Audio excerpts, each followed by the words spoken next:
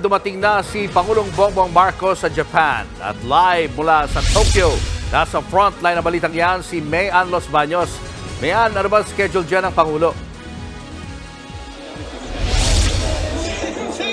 Yes, Julius, magandang gabi sa iyo. Ito na nga ang ikalawang pagkakataon na bumisita dito sa Tokyo, Japan si Pangulong Bongbong Marcos. At sa pagkakataon nga ito, yan ay para naman dumalo sa 50th anniversary ng Japan-ASEAN relations. Bukod sa kanyang mga dadaluhang meetings, magkakaroon din siya ng pagkakataon muling makaharap sa pamamagitan ng bilateral meeting si Japanese Prime Minister Fumio Kishida. Bago pa man magpasko, humabol pa ng isang biyahe papuntang abroad si Pangulong Bongbong Marcos para sa 50th ASEAN-Japan Friendship and Cooperation Summit dito sa Tokyo. Mahalaga ang relasyon ng Pilipinas at ASEAN sa Japan dahil isa ito sa mga pinakaaktibong kaalyado ng rehiyon. Bukod sa pagdalakay sa political security, defense at transnational crimes, inaasahang pag-uusapan sa summit ang mga issue sa South China Sea, North Korea at maging sa Myanmar. Wala pang eksaktong detalye kung ano mismo ang agenda ng bilateral meeting ni Pangulong Bongbong Marcos at Prime Minister Kishida. Pero mangyayari daw ito sa Linggo, December 17. At isa sa mga posibleng pag-usapan ay ang agawan ng teritoryo sa West Philippine Sea. Matatanda ang suportado ng Japan ang posisyon ng Pilipinas sa issue laban sa China na nakabase sa 2016 arbitral ruling.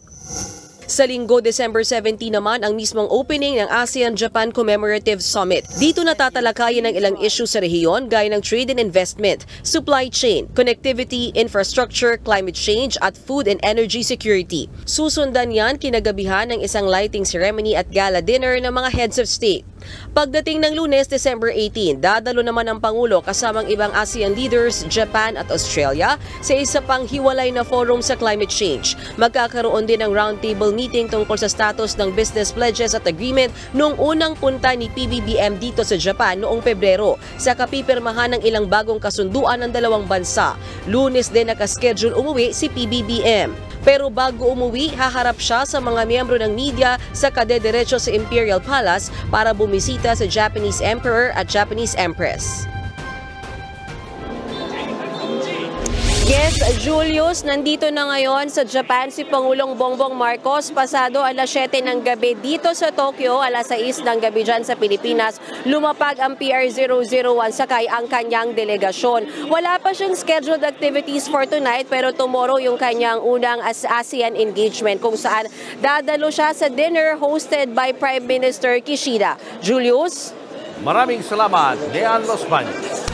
Mga kapatid, Lucy Cruz Valdez po, maging maalam at may pakialam sa mga napapanahong balita sa bansa.